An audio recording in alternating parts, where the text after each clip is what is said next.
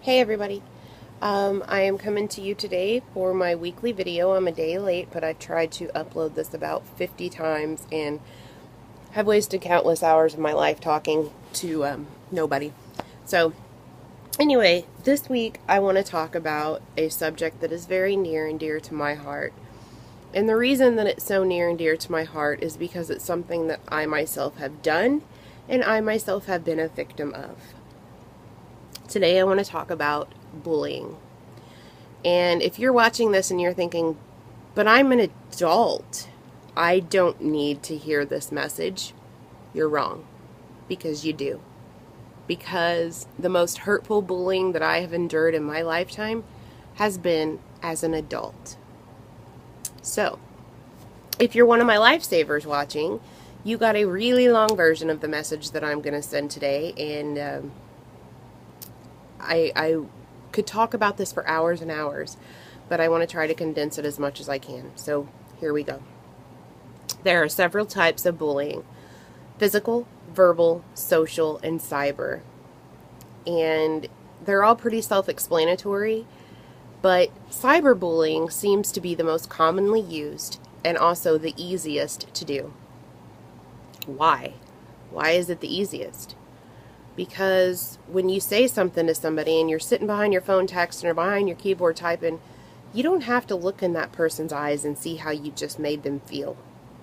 You don't have to watch the tears streaming down their face that you created. And quite honestly, cyberbullying is very cowardly. I said it. If you're sitting behind your phone or your computer and you're saying things to people that you shouldn't be saying, you're being a coward.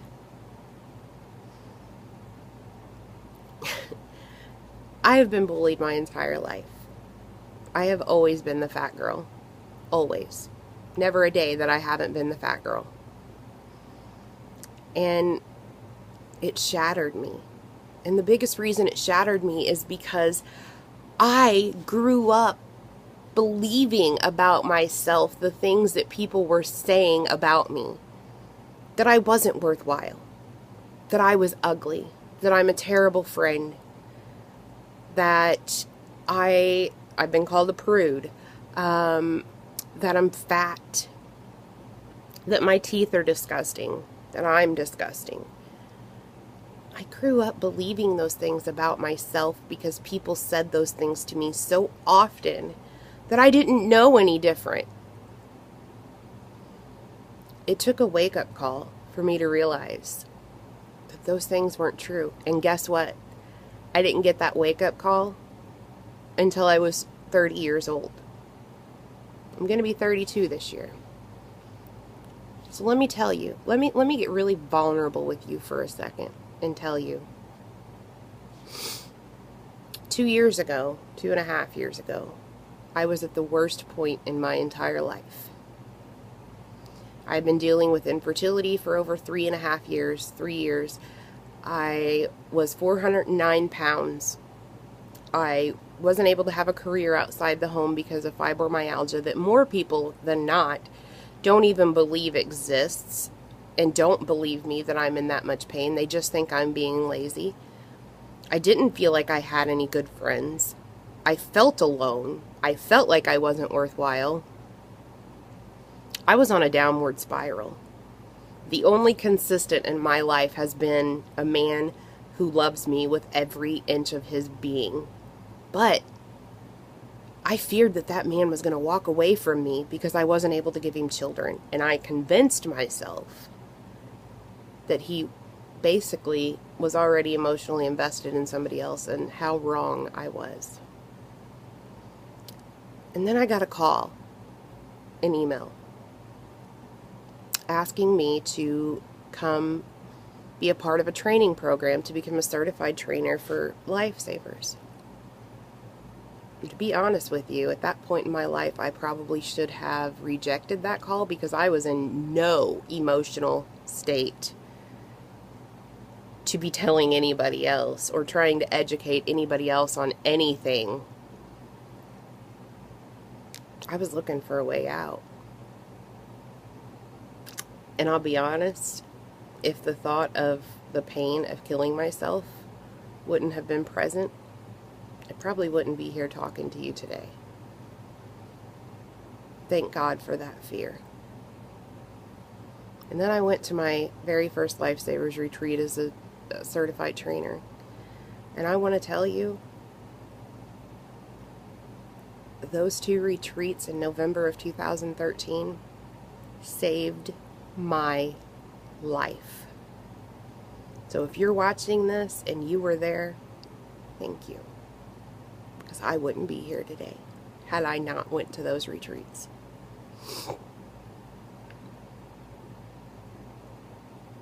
Sorry. This is hard. It's hard for me to talk about.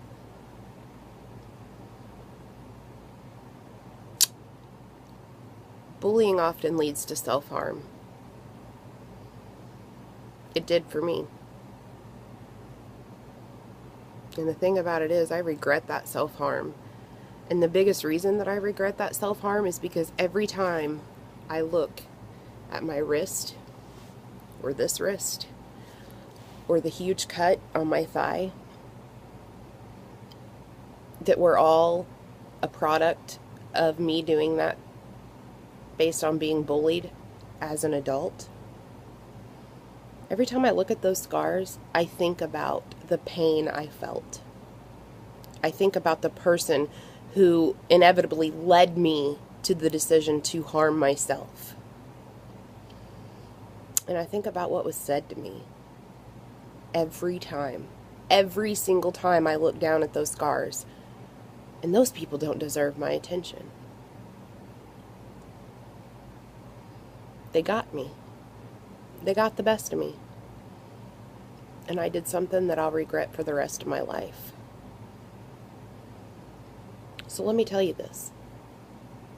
If you're bullying somebody or saying something that you probably shouldn't be saying, do you realize that you could be the reason that they self-harm or take their own life? Do you realize that? Do you? Do you want that blood on your hands for the rest of your life? And I know you're thinking, oh, well, somebody must have extreme emotional turmoil to self-harm or commit suicide simply based on something I say. Whatever. It can't just be me. It can just be you. It can just be what you said, because you know what? You're making them people believe what you're saying to them is true.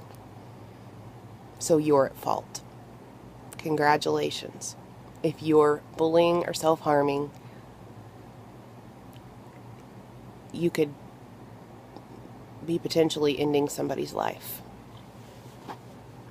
And trust me, regret is nothing fun to live with. So, what do we do? Because I'm not naive enough to believe that anything I do or say is going to completely rid the world of bullying. But I want to tell you that I will fight till I take my very last breath to end it. Or rather, to bring awareness to it and to educate people on how to get through it. Don't do what I did. You want to know why? Because what those people are saying about you isn't true. You are beautiful. You are worthwhile. You are a great person, a great friend. You do matter, and it does get better. Trust me, it gets better. 160 pounds I've lost. Hopefully I never find them again. I'm the happiest I've ever been in both my life and my marriage. Yes, I'm still in pain 24/7. But I can smile through it now. Because I'm worthwhile. I am frickin' fabulous. And so are you. Believe that. If you never believe another thing in your entire life, believe that. You are frickin' fabulous. So what do? We should think before we speak. And there's a cool little acronym that goes with that. T, is it true? H, is it helpful? I, is it inspiring? N, is it necessary? K, is it kind? And if what you're about to say to somebody doesn't fit into one or more of those categories, or even all of them, shut your mouth, sit on your hands, and don't say it. Is it necessary? Saying something awful to somebody and otherwise bullying them is never going to be necessary. Because who are you to judge? You weren't put on this earth to judge any other human being or animal, whatever. You weren't put on this earth to judge. And I don't care if you believe in God or not. You are not the judge. You are not the jury. And you are not important enough to be telling anybody that they're not worthwhile, because you're wrong. So if you are being bullied right now, I want you to reach out to somebody. Don't self-harm. Don't take your life. Don't feel like you're alone, because you're not. And you never will be. For those of you who know me or don't know me, Carissa Bowerman-Boyd on Facebook, feel free to message me and I will help you through this, because I'm proof that it gets better. I'm proof. In conclusion, something I want to do, I don't know if any of you have seen, I know my Lifesavers have because I showed it at the retreat. There's a really cool music video by Colby Calais called Try. And the message behind it is that you don't have to try so hard to make people like you, because you're beautiful just the way you are. You're freaking fabulous just the way you are. You don't owe anybody anything. You do not have to try so hard to have people like you. And I'm guilty of it myself. I am. And something she does in that video is she takes off her mask. And what I mean by that, see this mask I put on? See my eyes? See my lips? I put on makeup for this video just to prove a point. And here's my point. I can take off my mask.